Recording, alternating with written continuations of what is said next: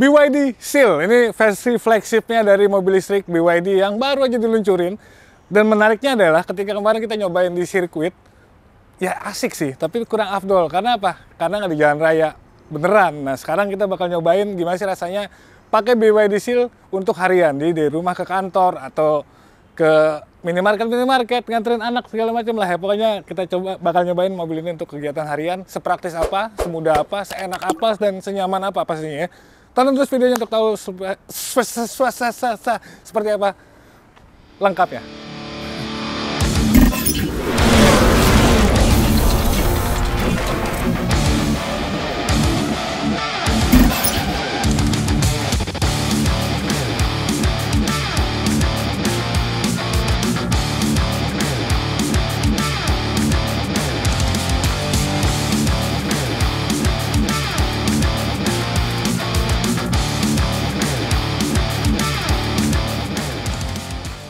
Oke, sekarang kita bahas tampilannya dulu. Ini gue emang suka banget gitu. Walaupun memang ini dia lebih cenderung konvensional, lebih cenderung main aman secara desain. Jadi mobil sport ya seperti ini gitu, lebih nyaman dipandang sama mata walaupun itu untuk orang-orang awam. Dan ini tapi dia tetap keren banget. Jadi kalau misalnya bagian depannya dia seamless dan ini tuh warna hitam dari Dewa Laut. Yoi, kalau kata BYD-nya. Karena memang mereka semuanya terinspirasi dari Ocean, termasuk dari desain-desainnya, seamless-nya, terus desain lampunya yang serba tajam. Di sini ada kayak semacam aksen-aksen yang ini apalah, mungkin kalau di laut itu kayak kerang gitu kali ya, cuma tidak lah. Tapi ini gue suka banget, jadi kalau dilihat dari dekat, dari jauh, apalagi yang warnanya hitam, ini mantep banget.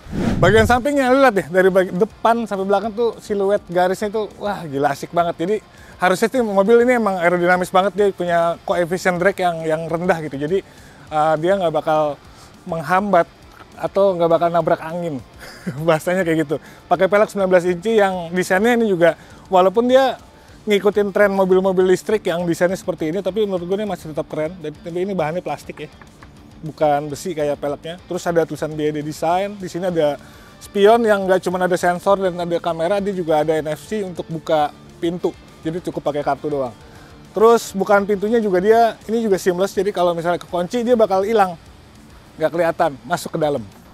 Di belakang dia tetap kelihatan simple, sederhana aja, tapi tetap mengintimidasi dan menandakan kalau ini adalah sebuah mobil sport, mobil kenceng, bahkan kita bisa bilang supercar lah, tapi versi listrik. Cuman ada logo BYD di sini. Terus ada tulisan BYD Seal dan ini 3.8S, tau nggak nih apaan? Ini klaim akselerasi dari si motor listriknya ini. Jadi 0 sampai 100 itu cuma 3,8 detik. Gokil ya. Gue coba disentul dapat 3,9. Ya meleset dikit tapi setidaknya nggak jauh-jauh dari klaim pabrikan mereka lah ya. Di sini ada tulisan all-wheel drive karena ini tipe tertinggi yang performance. Jadi dia punya dua motor listrik di bagian belakang juga di bagian depan. Nah, jadi walaupun dia dari bagian atas sampai sini tuh kelihatan simple kayak gitu ya, tapi agresifnya itu masih kelihatan di bagian bumper. Ini gue suka nih. Ada sirip-sirip kayak gini. Walaupun memang nggak ada knalpotnya ya, wajar lah ini kalau listrik. Ini kalau misalnya ada knalpot sini nih dua, wah itu bakal ini banget gitu ya. Tapi ya sekarang udah era baru mungkin mobil listrik, bumpernya masih bisa tetap dibuat agresif walaupun tanpa knalpot. Oke, sekarang coba masuk ke dalam kabin ya. Agak susah untuk tinggi badan gua karena dia memang posisinya tuh rendah banget ya, khas dari mobil sport. Tapi nggak masalah, memang itu sensasinya. Kita nyalain, ada di tengah nih. Dan ini juga ada orang main gitar. Dan ini tuh beneran tersentralisasi di sini dan futuristis banget gitu ya. Jadi kelihatannya tuh asik lah gitu, keren. Terus ini kayaknya udah pernah gue bahas juga sebelumnya. Jadi kayak dia ada kristal-kristal gitu buat di tuas transmisinya. Terus ini juga ada auto hold, ada buat AC, ada buat audio. Terus buat mode berkendara, banyak lah pokoknya semua dari sini. Ini ada dua wireless charging, ada dua cup holder. Di sini bakal ada buat nge-tap NFC buat nyalain dan matiin motor listriknya. Terus udah gitu tempat penyimpanan di bawah juga ada. Terus kemudian setirnya di bawahnya udah bisa tilt dan teleskopik. Jadi ini enak banget. Jadi lo bisa memposisikan si kursi itu jauh ke belakang karena ini bisa dimajuin. Jadi makin berasa banget nuansa dari mobil sportnya. Udah gitu ada dua layar. Yang pertama ini buat informasi-informasi kayak MID gitulah. Itu juga cukup banyak. Dan kalau misalnya ini masih kurang, masih ada lagi nih layar gede banget. Yang ini semua entertainment dan juga informasi soal mobil ada di sini. Bahkan untuk ngakses AC dan lain-lain juga ada di sini. Dan sama kayak mobil BYD yang lain, dia bisa di-rotate. Nah, ini gimmick yang menarik. Apalagi kalau misalnya kita baru pertama ngeliat kali, wah gila, layar bisa digini-gini buat apaan gitu. Tapi ya ini mungkin ada fungsi tertentu yang buat beberapa orang itu berguna lah. Nah yang uniknya itu, unik tapi menurut gua agak kurang praktis ya. Jadi kalau kita mau ngatur sirkulasi AC-nya nih yang buat ke kanan, ke kiri, atas, atau bawah itu dia nggak bisa di sini. Biasanya kan mobil pada umumnya ada di sini nih. Dia nggak, dia harus di sini nih. Nah ini kan ada arah semburannya, jadi tinggal diarahin aja di sini nih. Ke atas, bawah, gitu-gitu. Jadi ini agak unik, tapi walaupun menurut gue ini agak kurang praktis karena kita harus ngoperasiin ini dulu gitu untuk merubah si corong AC-nya. Nah ini kayak masih panas nih, gue pindahin sini gitu. Nah kira-kira kayak gitulah. Memang semuanya tuh interaktif banget dan memang canggih-canggih banget gitu ya. Terus ada head-up display juga di situ. Udah gitu untuk audionya juga ini cukup bagus. DIN Audio ya, teman gue nggak tahu nih mereka apa. Tapi ini dari secara suara cukup oke. Nah di atas itu ada panoramik, jadi hampir 80% ya mungkin dari atapnya itu semuanya kaca, tapi memang sayangnya dia nggak bisa dibuka, cuma panoramik doang dan ada terpal buat ada terpal buat nutupnya, jadi kayak Honda HR-V sebenarnya. Karena memang agak kurang praktis juga sama kayak buat AC-nya, jadi si terpal gue taruh di bagasi aja. Ini biarin aja lah, kopong, toh dia juga udah ada kayak aksen smoke, jadi bikin kalau misalnya tadi di cuaca panas pun juga nggak begitu berasa panas gitu ya. Jadi cukup lumayan aman lah, dan asiknya ketika ini nggak ditutup kan jadi beneran, wah ini mobil kayaknya lapang banget gitu karena semuanya tuh kaca. Untuk joknya nggak ada masalah karena ini enak banget, walaupun memang kalau dia lebih bucket gitu ya, lebih bucket kayak jok-jok mobil sport, ini bakal jadi lebih enak lagi gitu. Dan ini sih ya ini aja udah cukup lah. Pengaturannya, terus ada memory seatnya juga. Udah cukup dari lengkap. Material-material ini semuanya empuk-empuk, jahitan juga benar. Sini ada kayak bludru atau sweat gitu ya.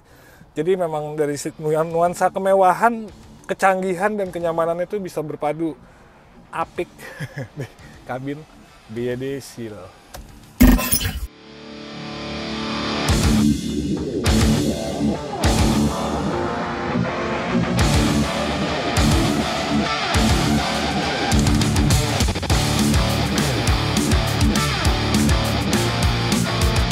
Oke, sekarang kita ngomongin performanya dan gimana sih impresi berkendaranya ketika ini dipakai di jalan raya atau harian gitu. Karena kan sebelumnya kita udah nyobain di Sentul ya, di sirkuit. Itu memang ya udah sangat-sangat memuaskan. Nah, kalau ketika di jalan raya ya memang dengan tenaga yang dihasilin dari motor listriknya ini, AWD apalagi ya, jadi di depan belakang itu udah masing-masing udah punya motor listrik yang kalau di total itu di atas 500 horsepower. Terus torsinya juga udah hampir 600 lebih ya, 600 lebih Newton meter, dan itu emang gue berasa banget overpower sih kalau misalnya dipakai harian, apalagi kayak stop and go. Nah untungnya dia ada mode berkendara kan, ada eco, ada normal, dan juga sport. Jadi kalau misalnya memang kita mau cruising harian doang gitu, sebenarnya eco aja tuh udah lebih dari cukup lah gitu ya, dari segi akselerasi dan lain-lain tuh udah enak banget gitu ya. Paling ya sesekali kalau jalanan lagi kosong baru kita pakai yang mode sport, dan itu beneran yang gue bilang kayak yang di sirkuit lah, itu beneran kayak dijambak sama setan gitu. Beneran memang mobilnya agresif banget, dan si pedal gasnya juga sensitif gitu ya. Tapi untuk respon setir, udah gitu rem segala macam, menurut gue ini juga cukup oke, cukup presisi, itu yang bikin mobil itu jadi tetap fun to drive. Apalagi tadi kalau misalnya yang di sirkuit itu memang masih agak kerasa sedikit doang sih ya, sedikit aja limbung karena memang suspensinya tergolong empuk ini. Maklum lah, sedan kan biasanya orientasinya ke kenyamanan gitu. Jadi ketika dipakai di jalan raya itu jadi malah lebih enak banget gitu. Jadi beneran enak banget. Jadi kita tuh nggak ngerasa ini sebagai sebuah mobil sport gitu. Kenyamanannya tetap, dia lewat jalan yang bergelombang atau bahkan posisi tidur sekalipun, bantingan suspensinya itu tetap enak menurut gue ya. Enak banget malah. Ya mau khas berasa mobil mahal lah yang harganya cuma 700 jutaan kan, gokil ya. Nah kira-kira kayak gitulah untuk performa sama handlingnya. Ya memang si BYD Seal ini udah cukup sangat menarik perhatian banget di jalan gitu ya, mencolok banget. Dia bentuknya kan kayak sport car atau kayak supercar kayak gitu. Tenaganya juga memang beneran seperti itu gitu, dan ketika dipakai ya asik sih kalau duit lo lagi berlebih dan pengen punya mainan untuk dipakai harian, ya inilah. Gitu. Oke, jadi inilah dia BYD Seal setelah kita coba untuk dipakai harian, ternyata cukup menyenangkan, cukup fun to drive. Ini juga mobil nyaman banget gitu ya, ya maklum lah karena dia kelasnya juga flagship. Dan gue suka karena tenaganya sangat berlebih-lebih banget, apalagi kalau dipakai di jalanan biasa gitu ya, bukan di sirkuit. Terus udah gitu juga dia punya harga yang sebenarnya menurut gue agak lumayan ngerusuhin pasar gitu, karena paling mahalnya aja tuh sekitar 700 jutaan gitu. Ini udah yang versi performance dan ini masih CBU. Jadi harapannya nanti ketika misalnya dia udah CKD, harganya mungkin jadi bisa lebih murah lagi. Padahal di kelasnya kalau misalnya kita bandingin mungkin udah harganya di atas 1M semua lah ya gitu ya. Tapi dia bisa tetap nawarin harga yang sebenarnya menurut gua kompetitif. Untuk orang-orang yang suka kecepatan, pengen mobil yang nyaman, keren gitu dan harganya juga nggak mahal-mahal banget.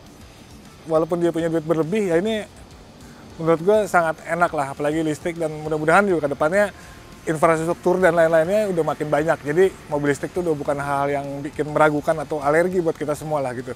Oke banget BYD udah ngadirin sebuah mobil yang secara cerdas dibangun, karena ini secara platform juga sama Dolphin dan juga si Atto ya. Itu juga salah satu faktor yang bikin mobil ini tuh bisa punya harga yang lebih kompetitif lah atau lebih terjangkau lah, kira-kira kayak gitu. Ada komen-komen? Sampai di kolom komentar. Yang udah beli, udah make, silahkan sampein juga, kita diskusi. Sampai jumpa di video selanjutnya, gua pamit. Peace!